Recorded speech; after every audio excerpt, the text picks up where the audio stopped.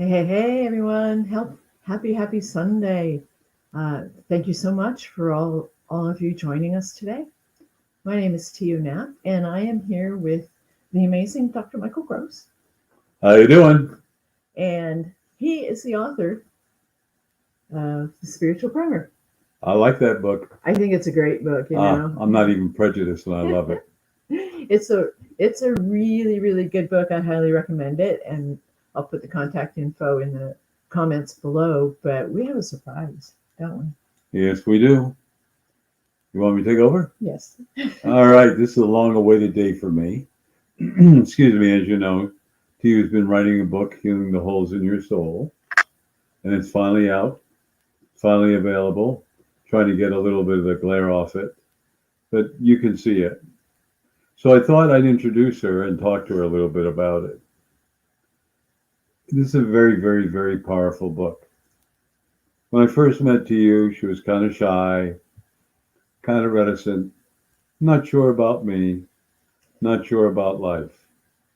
And as I began to know her, she was going to write a book about her experiences in Estonia and her parents coming to her in spirit. And the more we talked and the more we talked, I kind of encouraged her to write this book. And this book is her journey. And it's a very powerful journey. And when I talk about a journey as a young woman who was slightly a hippie, who decided to go out and experience life. And it talks about her life. We all have missions and goals. We all have experiences. And hers was learning about self-worth, self-love, and self-esteem. And as I got to know her more and she got into the book, it's a wonderful story. It's really a story about the mythological bird, the phoenix, arising from the ashes, which she has. And I know in talking to her one day and doing a lot of healing and releasing and empowering, she said, Michael, I want to thank everyone, every man, everyone, for every experience, even though it was painful. And of course I said, why? And she said, because it made me the woman I am. And as we talked more and more, she realized that part of her mission and goal was to help abused women, children, and men. This is her story about that, her experiences, what she grabbed onto, what she helped in her heart, and her journey. It was filled with hills and valleys and Mount Rainiers and Grand Canyons. But in the end, this is a woman. And we were talking about this, and the more we talked about it, she said, well, how am I going to be able to help other women? We have the psychologists and psychiatrists. I said, yep, you do. And where does the knowledge come from? A book. And they assume things in a book. And that's not a knock or a negative. But I said to her, you lived it. You experienced it. You are truly the expert. And being the expert is one of the things I notice about this beautiful soul. She's compassionate, she's loving, she's caring, and she really wants to help people. And that's part of her mission and goal. She's strong. She has a wonderful understanding of the human experience. She understands women, children, and men. She understands life because she lived it. And she understood where you go deep within you to pull yourself out of the muck and mire of stress and into the sunlight. This is a remarkable woman, and I'm so honored and so pleased to introduce you to her. I'm going to ask her some very pointed questions. She doesn't know what I'm going to ask her, but that's the way I like it to be. And listen to her thoughts, listen to her journey, listen to her heart. Welcome to you. Thank you, Michael. You're welcome. Very powerful, and I'm a little nervous Oh, because I don't have a clue what he's going to ask me. You know, I forgot the depends. So we'll just have to really hang in there. You know, when all else fails, hang on to your sense of humor, right? Exactly. Yeah, get yourself a tissue.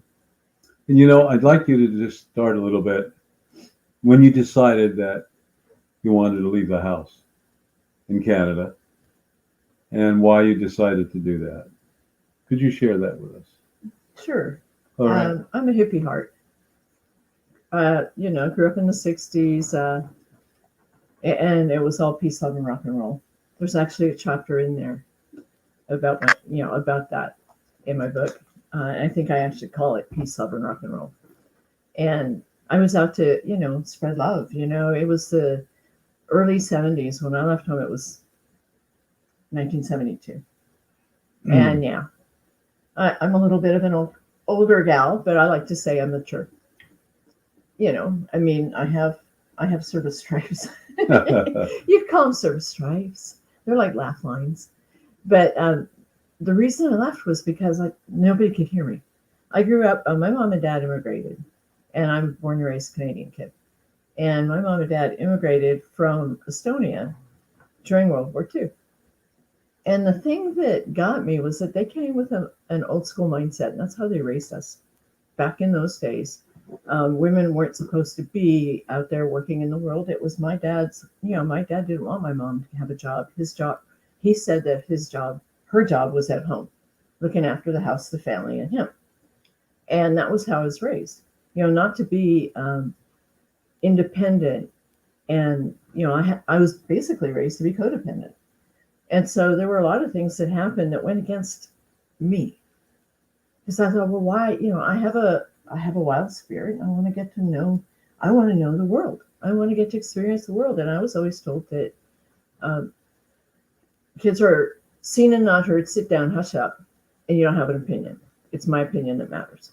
And that was really, really hard for me because, well, I might be shy, but I'm also a chatterbox.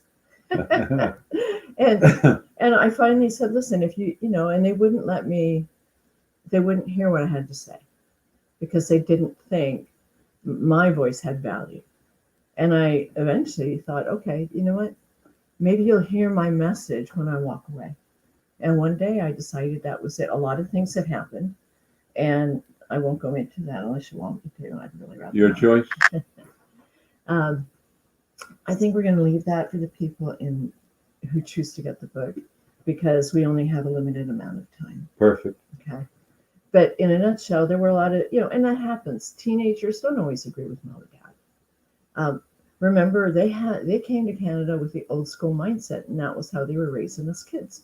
However, in Canada, it was already different. Women were burning their bras and all kinds of things were going on. You had the civil rights movement. You had all kinds of things going on. Even what's that called? It was the LBG. The gay rights were coming out, and people were finally speaking out. And remember, I was raised to keep my mouth shut. Don't say a word. So, with all due respect to my mom and dad and stuff, they were trying to raise us in a world that was changing. And some of what they were doing went against what I was understanding because I am the one that's out there, and I fly by the seat of my pants. So I left. My goal was to go to Malibu. I'm going to Malibu. And I've never actually made it to Malibu. But I left because I knew there was more to life. And I was trusting in my own gut instinct to go find out what that was. So did that answer your question? It sure did. And that was one heck of a journey, wasn't it? Peace, love, rock and roll comes with a whole lot of extra chapters. Tell them how you traveled across Canada and the United States. What was your method of conveyance? This. See this? It got me many, many miles. You wouldn't do that today. You wouldn't hitchhike. But here's this free-spirited soul said, I'm on an adventure. And my goodness, was it an adventure. Well, I have to say this, I did not plan ahead. I literally planned by the seat of my pants because we had some family disruptions going on. And I was so angry at the time. I thought, that's it, I'm out of here. Hear me in my absence. I packed my most valuable possessions, which was a handful, into a backpack with, I think, 3 changes of clothes. And that's all I took. I'm leaving forever. And all I took was 3 changes of clothes and a toothbrush and whatever money I had acquired from the 3 jobs I had. I put it all together and said, that's it, I'm out of here. So, I don't recommend that because, if you travel today, you need a little bit more than the money I had. And I recommend at least enough clothing for a week, at Huh. least the clean underwear, right? Yeah, absolutely. The important things of life. Yeah. So I really didn't do that. But I've learned a lot along the way. What was the first experience you had that really opened your eyes? Open my eyes. That's a heavy question, isn't it? Yeah. Um, well, I didn't want to stay in Canada, so I actually headed down to the U.S. because Malibu is in the U.S. And She wanted to be with the Beach Boys. Well, back then, in the early 70s, Sonny and Cher were hanging around in Malibu. And there were a lot of people, I thought, I'm going to go find me a surfer guy.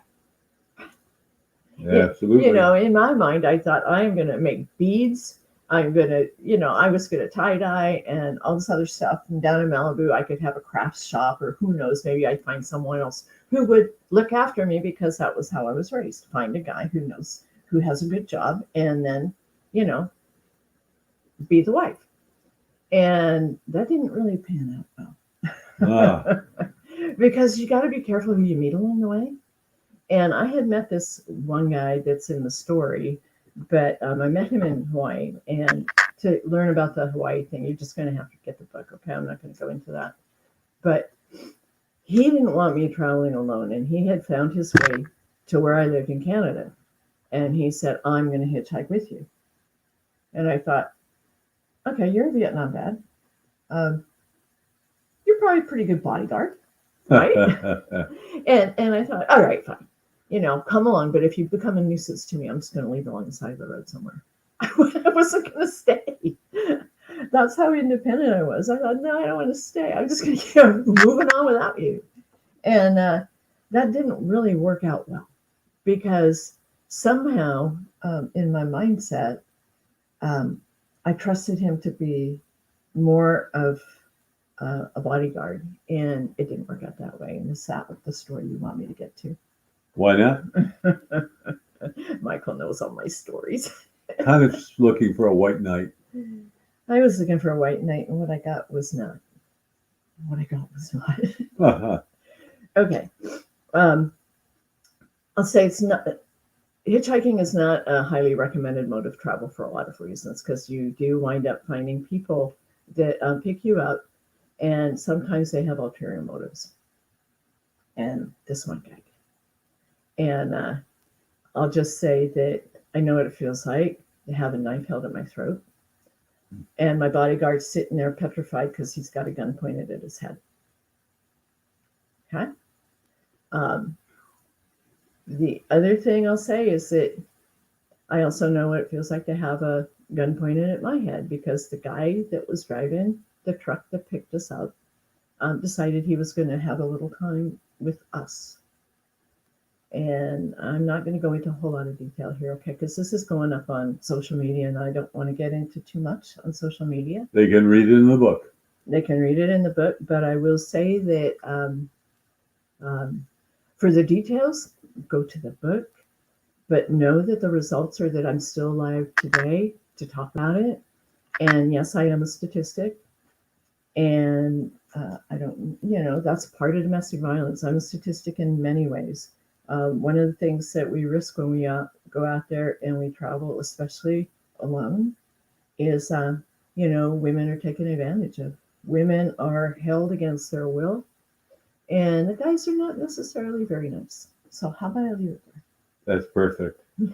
Let's talk about when you were up to your eyeballs in stress.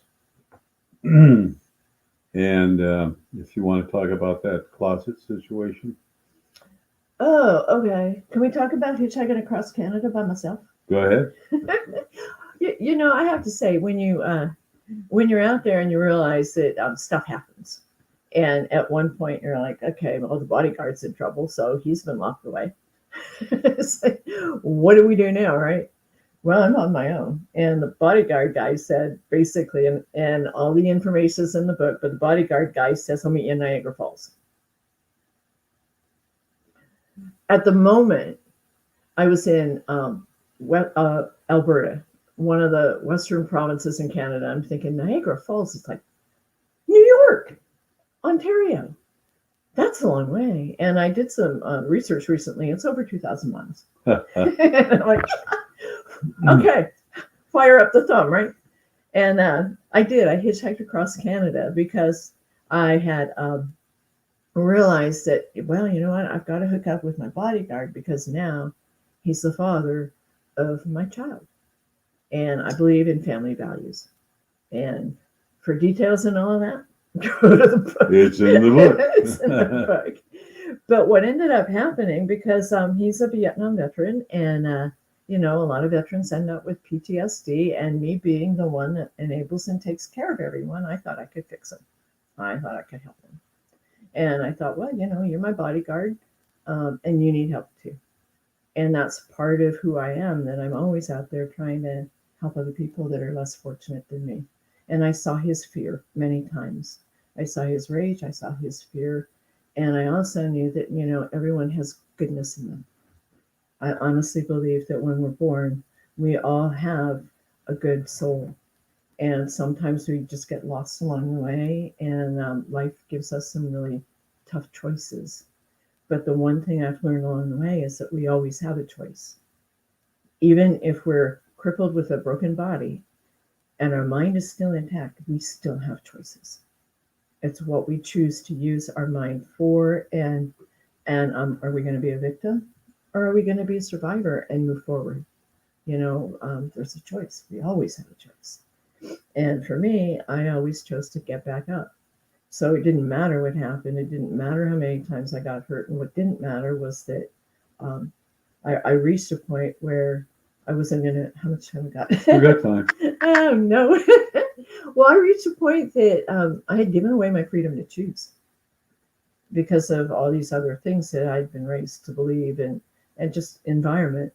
And I thought, okay, I have a choice. I have an option to start a new life as a single mom, or honor my family values, which is what I was raised to do, and go find the dad in Niagara Falls. And so I hitchhiked 20 something miles, or 22,000 something miles across Canada through the snow, which is also in the book. And I did find him in Niagara Falls. So I don't know how that happened, but we did.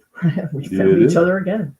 And that led to about a lot of ups and downs in the eastern side of the country, but we ended up back on the West Coast.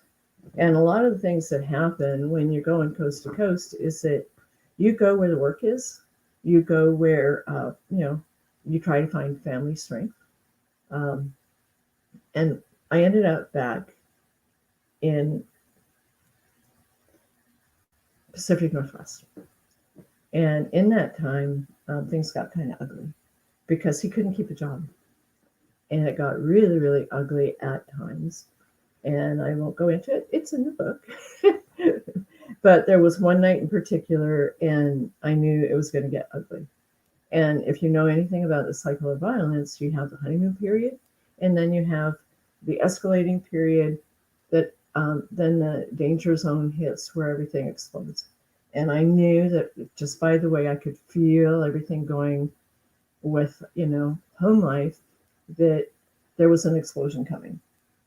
And it came one day when I heard him coming up the stairs, and he was really, really angry. And I thought, oh, snap. And I knew that, it's going to hit the fan, right? It's going to hit the fan. So I hid my kids in the closet, and they were little. And I said, okay, guys. I took toys and books and a flashlight and blankets and pillows. And I said, we're going to play a game. And you guys, they were probably 2, 4, 3, 5, somewhere in there. They weren't in school yet. And the older one, I asked her to look after the younger one and read stories, but shh, don't say a word. Stay really, really quiet. Whisper. And I put a chair behind the closet door. I said, I'll come and get you when it's okay to come out. And it got really ugly that night. And again, more statistics, and I won't go into that. But read the book. Read the book. It's funny how I keep saying read the book, but it's true because there are things in there that I share that they're secrets. They were secrets to me. I swore I was never going to say anything to anybody, and because of that, I keep it very, very discreet on social media. I don't want people to, I don't want people to get crazy ideas. But we don't ever know what's going on behind somebody else's locked door. That's right. We don't know. And when I did, when I hid my kids, it was to save my kids because I didn't know exactly how things would go, and it got ugly. I'll just say it got ugly. And like I said, another statistic. Is that okay? Sure. Is that okay? I'm going to a whole. Let's jump a little forward now. What was the tipping point when you said I had enough is enough is enough? That's a day that's going to stick in my head forever. It's the 4th of July, 1986.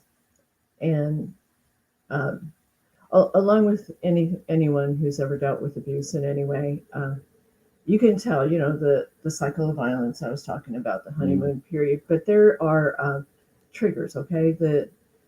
There is always, like, they brainwash you. The abuser twists things around in the words that you say and manipulates you into thinking that you don't have that you have no common sense anymore, that you cannot trust your own opinion. So, they start thinking that you're cheating on them. When in actuality, they're usually the one doing it, and this happened to happen, this is basically what happened at this party. 4th of July, everybody's out there having fun, getting drunk, whatever. And I love motorcycles. And there was a guy there that was a friend of ours, and he got a new bike. And I said, I would love to go on a ride. I didn't want to drive the thing. I just wanted to ride because I'm the hippie with the free wind and the spirit, right? and I said, I want to go. And he goes, well, swing by the house and grab some beer on the way back. All right. So we did. And we got to talking at the house. And when I got back, he was very upset. When I got back to the party with the beer, he was really, really upset. And I thought, oh, shizzle. Because we had lost track of time. Great ride. Nice bike. But I paid the big ultimate price one more time. And when I did, this particular time, I managed to get him out into our pickup truck, which was in the parked out in front of the house where we were partying, and my kids were upstairs playing with their kids, and they were older. And when he got ugly and I got smacked around a bunch, and I can say this, I was actually his hands were around my neck, and my head was being banged into the window.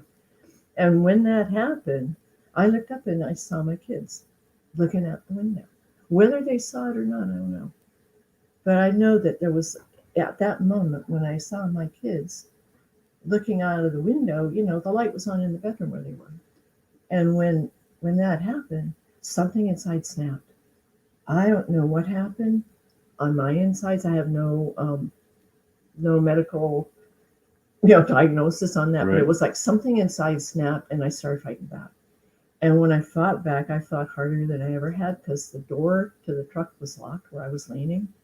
And somehow I got, I fought back, got the door unlocked, and I took off and I said, I will never let anybody do that to me again.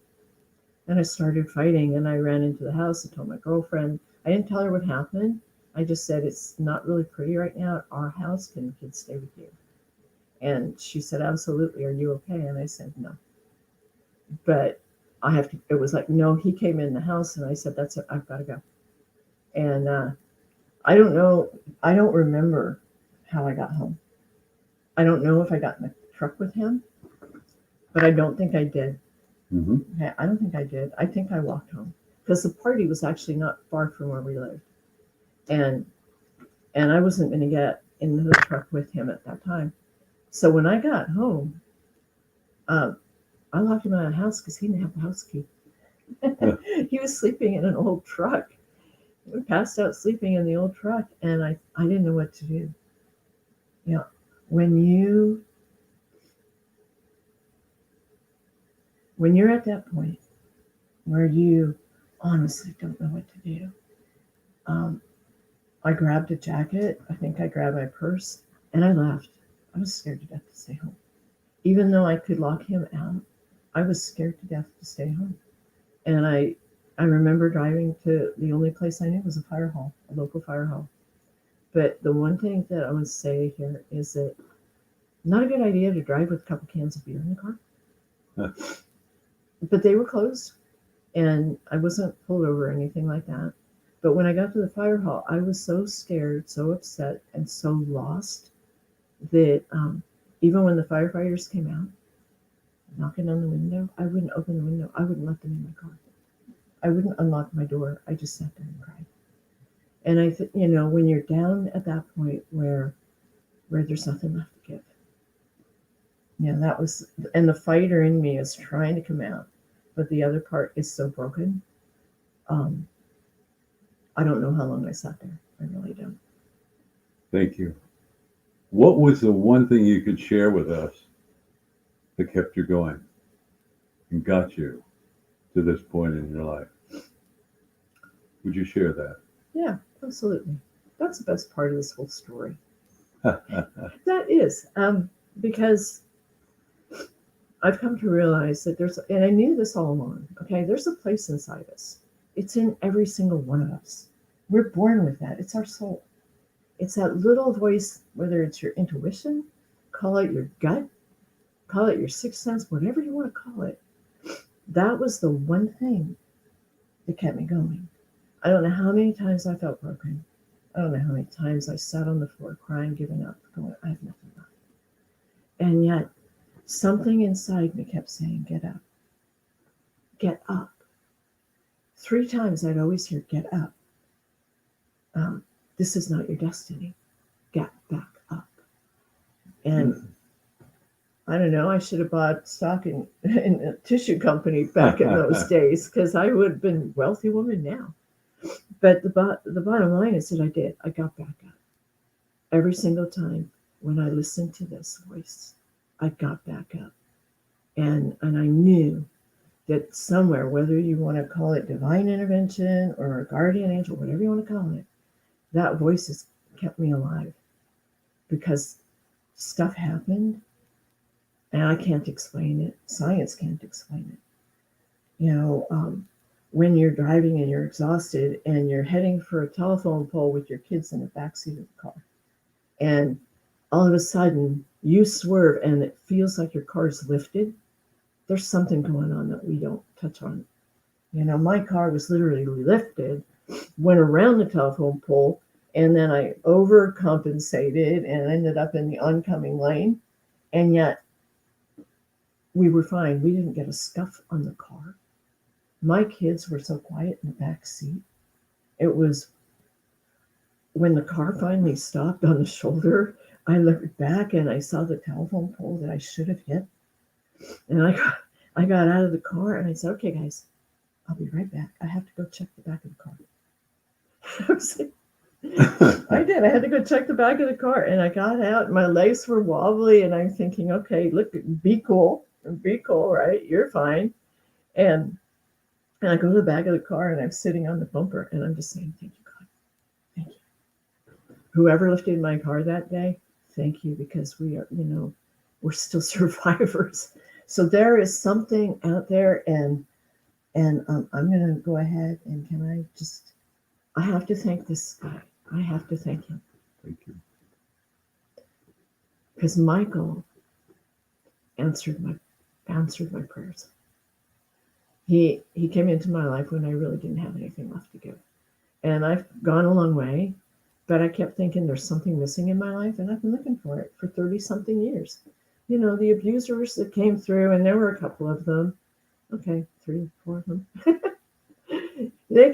you fall victim to all kinds of promises and empty promises because everybody's got ulterior goals. And Mm. and then I kept on praying that there's something out there I'm missing. And I didn't know what it was until I met Michael. And I started reading his book. Okay. And I thought, wait a minute, this makes sense to me. And can I say the difference between No, you didn't. Go ahead. is it okay? Sure. Okay, the one thing when I got his book, I all wanted to meet him, and we met at a restaurant we met in Deep Harbor. And I said, Michael, I was raised in a church. I was so, I was in church every Sunday. When I was little, I got the chocolate bar for being good and quiet. And then later, when I was older, I got the lessons because I understood it. But I kept thinking, there's questions that I don't understand. And I asked Michael, I go, what's the difference between religion and spirituality? And he told me, religion sets a moral code. And trust me, I have a moral code. But I also have all these stories. And I thought, okay, wait a minute. If religion sets a moral code, what is spirituality? And he said, it's your life experiences. And I thought, my whole insides exploded. It was like fireworks on the innards. Fireworks on the innards. And all of a sudden, the lifting of the car around the telephone pole and all these other stories that are in the book started making sense. You can't explain certain things in your life. Science has no explanation because they can't tell you. But it's my life experiences that led me to not only reading the book, but working with Michael because he's my spiritual coach. And he is so much more than that because all the lessons that I write about in the book are because of the clarity that comes from working with you. Thank you. Unbelievable. There is an element, I have to just add this and then I know it's probably time. Oh, go ahead.